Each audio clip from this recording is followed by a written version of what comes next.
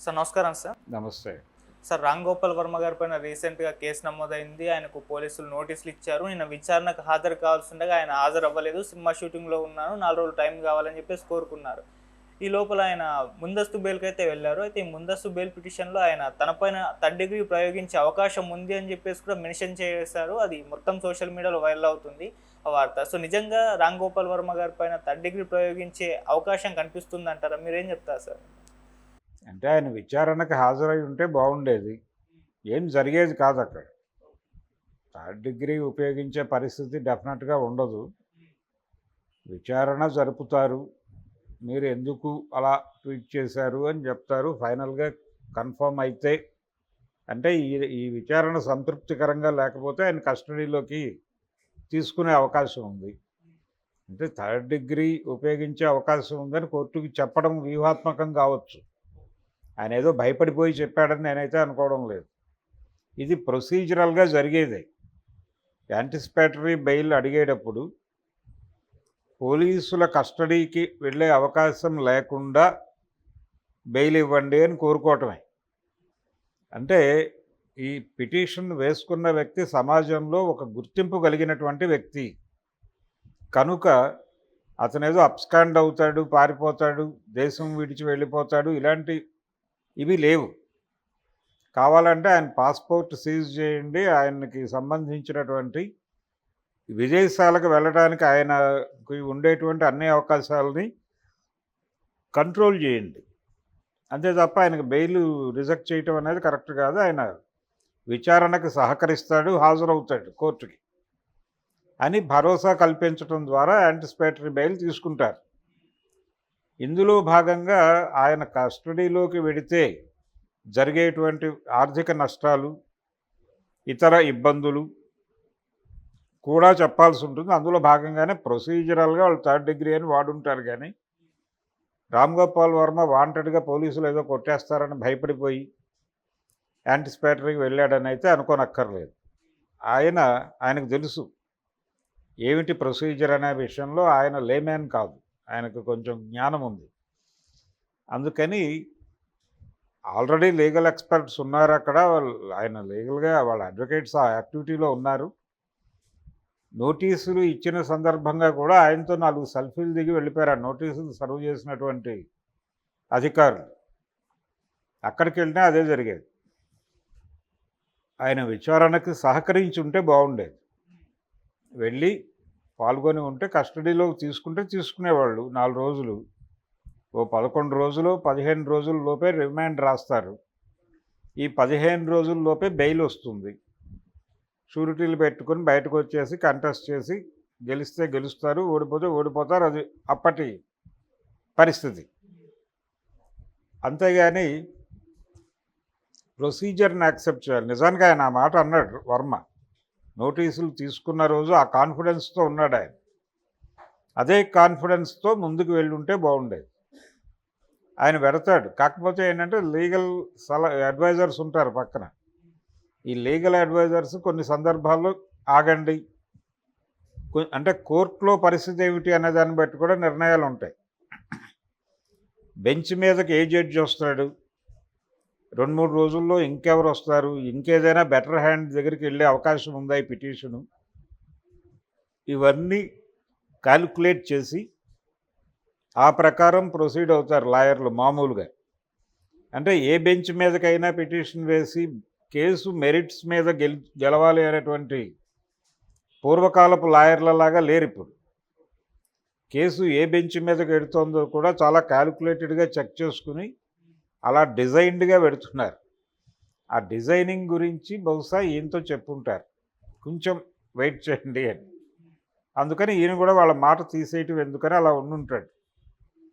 ఈయనకి కస్టడీకి వెళితే ఏం జరుగుతుంది అనేది తెలుసు. ఈయనేమి థర్డ్ డిగ్రీ డెఫినెట్గా వాడరు, ఆయన బయటకు వచ్చి మాట్లాడతాడు మళ్ళీ.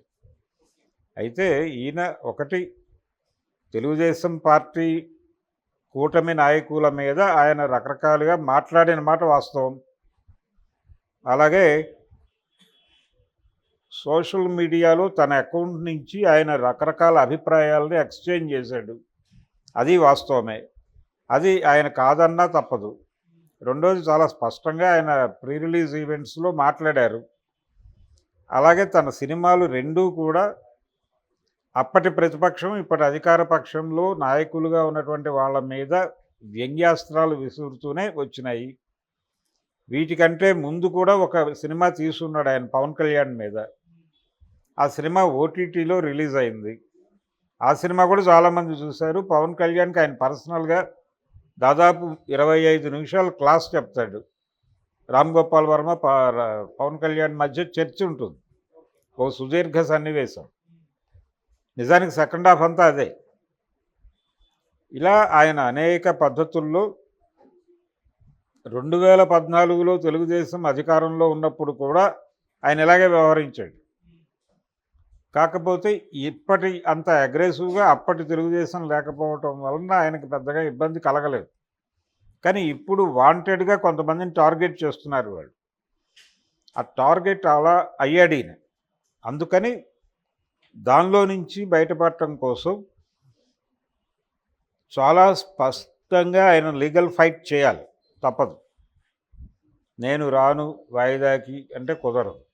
వెళ్ళి పద్ధతిగా కోర్టు ప్రొసీజర్ ప్రకారం వెళ్ళి కేసు కంటెస్ట్ చేసి గెలవటం తప్ప మార్గం లేదు. అలాగే ఆయన క్వాష్ పిటిషన్ వేయటము ఇవన్నీ లీగల్ అడ్వైజర్స్ ఇచ్చేటువంటి సలహాలు. ఆ సలహాలను పాటించక కూడా తప్పదు ఆయన. కానీ ఫైనల్గా కోర్టు కొంచెం రిజిడ్గా ఉంది. మనం ఈ మధ్య చూసాం కస్తూరి గారి యాంటిసిపేటరీ బెయిల్ విషయంలో చెన్నై హైకోర్టు చెప్పిన మాటలు. మీరు ఒక సమూహాన్ని గాయపరిచారు నిర్దయగా, నిర్మోహమాటంగా. దాని వెనకాల మీ ప్రయోజనాలు ఏవో ఉండి ఉంటాయి. ఆ డ్రైవ్లో అలా మాట్లాడారు మీరు, దాన్ని మేము కాదంటం లేదు. కానీ తద్వారా మీరు కాన్స్టిట్యూషనల్ వైలేషన్కి పాల్పడ్డారు. అంటే రాజ్యాంగం హామీ ఇచ్చినటువంటి వ్యక్తి స్వేచ్ఛ లేదు భావ ప్రకటన స్వేచ్ఛ, దానికి ఉన్నటువంటి పరిమితులను క్రాస్ చేశారు. అందుకని కాన్స్టిట్యూషనల్ కాన్స్టిట్యూషనల్ ఇవి అంటే వైలేషన్కి పాల్పడ్డారు కాబట్టి మీకు యాంటిసిపేటరీ ఇవ్వడం కుదరదు అని చెప్పాడు. అలా ఏదో ఒక డెసిషన్ వస్తుంది వర్మ వ్యవహారంలో కూడా. నెగిటివ్ డెసిషనే రానివ్వండి, ఏమవుతుంది, రిమాండ్కి వెళ్తాడు, బెయిల్ పెట్టుకుంటాడు, వచ్చేస్తాడు. ఓ 10 రోజులు జైలు జీవితం తెలుస్తుంది కదా ఆయన స్వానుభవంగా. ఇప్పటి వరకు తను వేరే జైలుకి వెళ్ళొచ్చిన వాళ్ళతోనూ జైలు అధికారులతోనూ రకరకాలుగా ఇంటరాక్ట్ అయ్యి ప్రిజన్కి సంబంధించిన అనేక సన్నివేశాలు ఉన్నాయి కదా ఆయన సినిమాల్లో. సత్య వాటిల్లో జైలు ఉంది కదా. ఇప్పుడు ప్రాక్టికల్గా ఆయన చూస్తే ఆయనకు ఒక జ్ఞానం వస్తుంది. ఈ జ్ఞానం ఆయనకు భవిష్యత్తులో సినిమాలు తీసేటప్పుడు డెఫినెట్గా ఉపయోగపడుతుంది. ఇది మాత్రమే కాదు, అనేక విషయాలు అక్కడ వింటాం మనం. అదొక యూనివర్సిటీ. అనేక విధాల జ్ఞానం వచ్చేస్తుంది జైలుకి వెళ్తే. సో దాన్ని మిస్ అవుతాడు ఆయన జైలుకి వెళ్ళకపోతే. అందుకని ఆయన హ్యాపీగా ఓకే చెప్పి జైలుకి వెళ్ళిపోయి, ఆరోగ్యానికి వచ్చిన ఇబ్బంది కూడా ఏం లేదు. అక్కడ హాస్పిటల్ ఉంటుంది, ట్రీట్మెంట్ నడుస్తుంది. పైగా ఏపీ గవర్నమెంట్ కాబట్టి ఆయన్ని చర్లపల్లిలో పెట్టరు, రాజమండ్రిలో పెడతారు. ఆయనకు దగ్గర, వాళ్ళ ఊరికి దగ్గర. కాకపోతే హైదరాబాద్ నుంచి ఆపరేట్ చేయాల్సి ఉంటుంది కాబట్టి ఈయన పిటిషన్ కోర్టులో వేసుకుని ఆ కేసుని హైదరాబాద్కి ట్రాన్స్ఫర్ చేయించుకుని ఇక్కడ చెంచల్గూడలోనో లేకపోతే చర్లపల్లిలో కూడా ఉండొచ్చు. ఇన్ని అవకాశాలు ఉన్నాయి కాబట్టి ఏదో ఒక అవకాశాన్ని వినియోగించుకుని ఆయన కంటెస్ట్ చేసి ఫైట్ చేయటం మంచిది.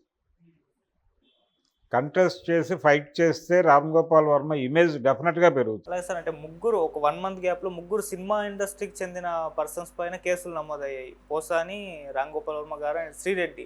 సో పోసాని పైన 50కి పైగానే కేసులు నమోదయ్యాయి. అంటే సీరియస్గా సినిమా ఇండస్ట్రీ తరపు నుంచి ఉన్న వైసీపీ ఫేవర్స్ ఉన్న వాళ్ళపైన కేసులు నమోదు చేస్తున్నారు అనుకోవచ్చా సార్?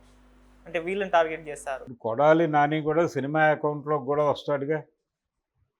ఆయన 2 సినిమాల నిర్మాత. అంత మాత్రమే కాదు, ఆయన ఒక పంపిణీదారుడు కూడా. కొడాలి ఫిలిమ్స్ అనే పేరుతో ఆయనకు ఒక డిస్ట్రిబ్యూటింగ్ కంపెనీ ఉండేది విజయవాడ కేంద్రంగా. ఏది బాలాజీ ఫిలిమ్స్ అని స్రవంతి రవికిషోర్ గారి డిస్ట్రిబ్యూటింగ్ కంపెనీ ఉండేది. ఆ డిస్ట్రిబ్యూటింగ్ కంపెనీ ఆఫీస్లో దాన్ని షేర్ చేసుకుని ఈయన ఆఫీస్ పెట్టాడు. కొడాలి మూవీస్ అని. సో ఆయన పంపిణీదారుడు, ప్రొడ్యూసరు కాబట్టి ఆయన సినిమా అకౌంట్లో వేయొచ్చు కొడాలి నానిని కూడా.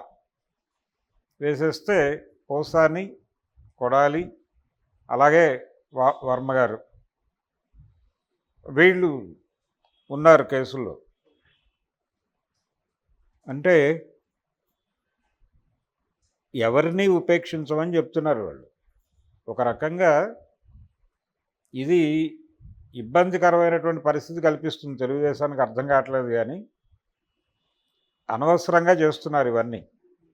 అంటే ప్రతిపక్షాన్ని మేము టార్గెట్ చేస్తాం, మమ్మల్ని అన్నవాళ్ళందరినీ మేము లెక్క పెట్టుకున్నాం, రెడ్ బుక్ రాసుకున్నాను, మీ పేరు మీ సంగతి చూసుకుంటాం అనేది వాళ్ళని సంతృప్తి పరచొచ్చు, కానీ జనాలకు చిరాకు తెప్పిస్తుంది.